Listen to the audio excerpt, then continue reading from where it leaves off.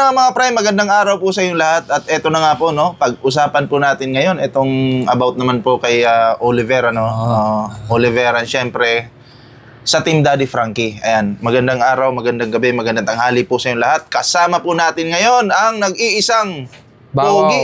Bawaw, makapugi. Pogi ng Candelaria. Ba't parang late mo? Hindi ka makita sa camera. Ay na, laki-laki eh. Oh, yan. Pakilala ka naman muna. Bawaw, makapugi po. From Candelaria, Quezon. Ilang babae na ba yung nadali mong matatanda? Wala pa. Si Bana, kumusta naman kayo? Wala na yun. Bago tayo magtuloy-tuloy, kilalanin muna natin saglit. Kumusta na yung pagmamahalan ninyo, Banang? Wala. Di ba balita ko may anak kayo, si Neresa. Dapat nga yun eh. Alam nyo, kahit 85 years old na yung matandang yun, mahal pa rin ni Bawo yun. Patay tayo dyan. Kailan kasal? Wala. Wala pang kasal. Hindi, magninong daw si Daddy Frankie, nag-comment, ayan, ninong ako. Wag na po. So ayan na, pag-usapan po natin itong si Ansing. Handa ka na ba? Ayan. Kasi mga pre, itong yung partner ni Ansing ba? Nagmumotor si Jelay, nakaangkas ako kay Jelay. Nakasalubong namin sila. Sa kulong-kulong nila ba? Yung motor nila Ansing na may bubong. Nakasalubong namin silang dalawa. No? Ang nakasalubong namin si Oliver at yung partner ni Ansing, yung lalaki, no? Nakita ni Jelay, nakita namin na itong si Oliver, may sigarilyo, may dala-dala. 'Di ba? Naninigarilyo po. So, tinotolerate nung partner ni Ansing, no, na itong si Oliver ay manigarilyo. Magkasama silang dalawa eh. Umaandar yung sasakyan. Sinigawan ni Jelay ngayon. Hoy, bakit naninigarilyo ka na naman? Sigarilyo ka ng sigarilyo. Diba? So, nakakainis lang na si Daddy Frankie pinapagaling si Oliver, tapos yung partner ni Ansing pinapasigarilyo si Oliver, no? So, ikaw, anong opinion mo doon? Anong reaction mo doon sa ganong klaseng pangyayari? Dapat din nyo tinotolerate yung isang nagagamot na manigarilyo. Dapat ang gawin nyo, kung naninigarilyo, pagbawalan nyo. Pagbawalan yung manigarilyo. Kasi nagagamot pa yan eh. Ininom pa lang gamot yan para nga gumaling, di ba? Kaya nga tinulungan para gumaling eh. Tapos kayo pa yung kita nyo ng naninigarilyo, hindi nyo pa pagbawalan. Diba? Silang dalawa lang sa sasakyan eh. Malamang, sino nagbigay nun? Malamang, siguro. Asawa ni Ansing yan. Diba? Di ba ang sabi ni Ansing, hindi na papasigarilyohin yan, hindi na. Babantayan na namin. Anong klaseng pagbabantay yun? Kung naninigarilyo pa, kung nababantayan yan, dapat hindi naninigarilyo yan. Di ba? Posible naman manigarilyo si Kuya Oliver na hindi bigyan, di ba? Kung manghingi dun sa asawa ni Ansing, di siyempre bibigyan yan. Dapat, pagbabawalan niya, pagbawalan mo, di ba? So, tinotolerate nyo pa na manigarilyo, alam nyo naman nagagamot. So, may hika pa yun, di ba? Delikado hika pa yan, di ba? Delikado yun kung may hika ka. Dapat pagbawalan. Alam na, yun ang bawal na bawal, sigarilyo. Yung mga hika. So, yun, parang hindi ko alam kung sino yung may doon, may sakit sa kanila. Si Oliver ba yung partner ni Ansing? Awan ko lang kung sino, baka isa.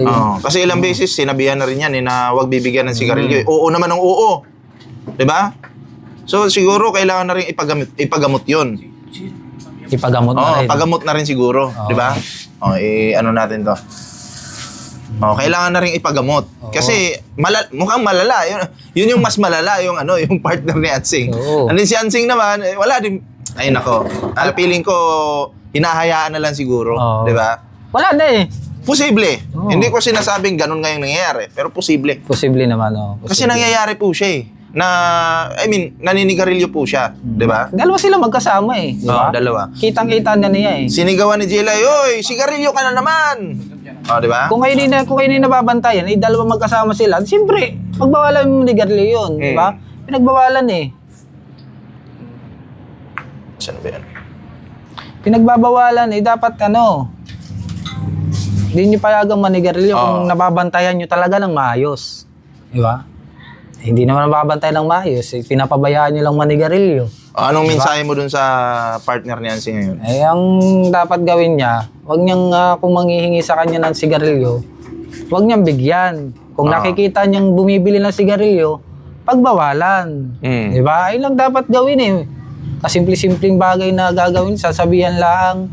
Di ba? Di ba gandang pangitain sa tao yan para mapabilis ang paggaling ni Kuya Oliver? Di ba?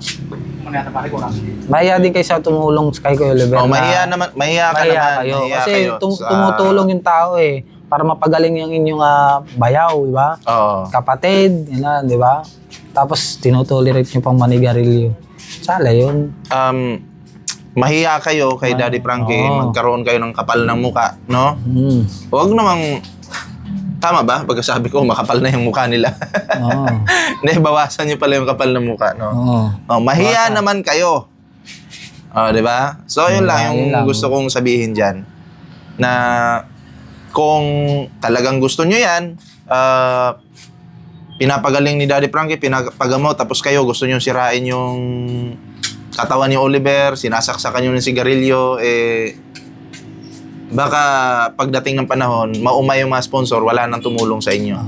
Back to zero na naman kayo. Back to zero yan, diba? Mahirap din kasing tumulong sa taong ito, addict din to sa sugal. Diba? Mahirap.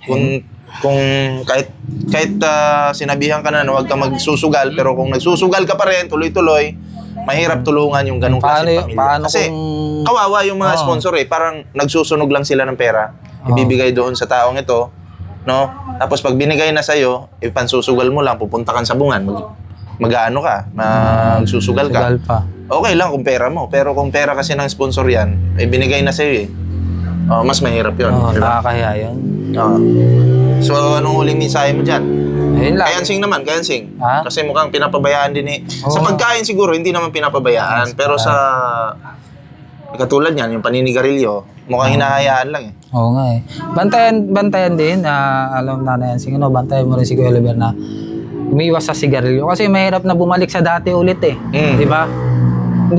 Siyempre, hindi nyo man kayang alaga ng gano'n, di ba? Kung babalik ulit sa dati, di ba? Hindi nyo kayang alaga kung ano, di ba? Kaya, patigilin yung manigarilyo.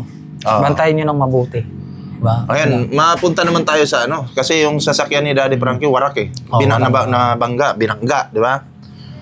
May mga nagko-comment doon na okay lang naman daw si Daddy Frankie, tapos tumatawa siya. So ano yun, nakakaloko yun, di ba? Oo, nakakaloko. Nadiskasya lang tatawanan pa. Ayan, sa mga basher dyan, makinig kayo Makinig kayo. Meron pang nagsabi doon na bumili na lang daw ng bagong sasakyan si Daddy Frankie kasi paldo naman daw eh. Di ba? So yung mga ganong klaseng pananalita, medyo pangit yun. Kasi buhay ng tao yung pinag-uusapan dito, tapos na-disgrasya pa sila. Tapos mukhang concern ka pa dun sa sasakyan kumpara sa tao, di ba? Hinay-hinay lang kayo sa inyong mga lumalabas sa bungangan ninyo, sa pananalita ninyo. Kasi baka mamaya, bumalik yan sa inyo. Pag bumalik yan sa inyo, yung mga pinagsasabi nyo, baka hindi nyo kayanin yan. Di ba? Tapos yung taong na disgrasya, pinagtatawanan lang ninyo. I mean, yung sasakyan. Buti nga yung tao, safe. Di ba? Tinatawanan lang ninyo. Ang tanong dito, normal pa ba yung pag-iisip ninyo? Normal pa ba yung utak ninyo? Yun yung tanong eh. Di ba? Hinay-hinay kayo sa pangbabash. Nasasabihin yung paldo si Daddy Frankie. Alam nyo, hindi pa man vlogger yan si Daddy Frankie noon. Paldo na yan kasi negosyante yan eh. Di ba? May mga negosyo yan sa Makati. Marami. So, akala nyo siguro yung kinikita lang, umaasa lang si Daddy Frankie sa sa kanyang pagbablog, YouTube. Hindi po. Yan ay kasiyahan na lang niya yan. No? Kasi parang gusto niya talaga may natutulungan siya eh. Pero kung sasabihin mong paldo, matagal na. 'Di ba? Hindi pa po yan lumalabas sa YouTube, Facebook. Yan ay paldo na. Kasi malaking po yan, negosyante yan si Daddy Frankie. 'Di ba? So, yun yung masasabi ko sa mga bashers. Hinay-hinay kayo sa katinyo sa katawan kasi baka mamaya kung nanonood bumalik kayo, kung nanonood kayo ng vlog ni Daddy Frankie, dapat sana narinig niyo sinabi ni Daddy Frankie, okay lang yung sasakyan na papagawa pa yan kaysa ang madisgrasya yung tao. Di ba? Mahirap nga naman pag ang taong nadisgrasya. Di ba? Oo. Nasabi Daddy Frankie, at least safe silang lahat. Di ba? Safe, Kasi oo. Yan, yung importante sasakyan, yan. yung sasakyan, mapapaayos pa daw yan, di ba? Yan yun. Diba? Kaya kayong mga tatawa-tawa pa dyan eh. Kung sa inyo mangyari yun, tapos tatawanan lang din kayo, di ba? Oo. Hindi gagalit din kayo, di ba? Tama. Oo. Kaya Kondisyon. ang masasabi ko lang dito sa mga nangbabash kay Daddy Frankie dyan, tigil-tigilan nyo na yan kasi wala naman kayong mapapala dyan eh. Di ba? Oo. Tapos yung taong may pinagdadaanan, tatawanan nyo pa, hindi maganda yun. Baka mamaya karmahin kayo, bumalik sa'yo niya yan. Hindi nyo kayanin. Di ba? So, yun lang naman yung ating reaction ngayong araw na to. Ayan. Magsisisi kayo. Oo, baka magsisi kayo. Di ba? Diba? So, anong huling mensahe mo sa mga basher, Babaw? Bago tayo magtapos. Kaya kayo mga basher kayo, kung gusto manood na lang kayo. Huwag na yung maraming sinasabi pa. Di ba? Meron yung pinagsasabi nyo na, marami pira. Bibili lang bago sa sakyan. Di ba? Na-disgrasya na nga yung Na-disgrasya na nga yung tao. Yung sasakyan, tatawanan nyo pa. Tatawanan nyo pa. Mahirap pag bumalik sa inyo yan. So, ayun. Masasabi ko lang, huwag nyo nang ulitin yan. Huwag na. Pangit kasi. Mahiya naman kayo sa inyong mga pinagsasabi. Pangit sa tainga. Mahiya kayo, di ba? So, ayun. Bago tayo magtapos, imbitahan ko po pala kayo si 85 years old na yung jowa ni Bao eh. Kasal daw nila. Wala magaganap na kasal. Si Banang. Natagal pa yung mga 2000. Tagal na may kasal talaga kayo. Hindi. Iba yun, 2030. Si Banang. Hindi, Hindi, si Banang. 90 years old na si Banang. Wala na yun. So ayun, maraming salamat po. Magpapaalam muna kami pansamantala. Ingat. Abangan nyo yung kasal nila Bao at Banang. Abang-abang lang. Buntis yun ngayon. Binuntis niya yung matanda. Ingat po. Bye-bye. God bless, mga idol.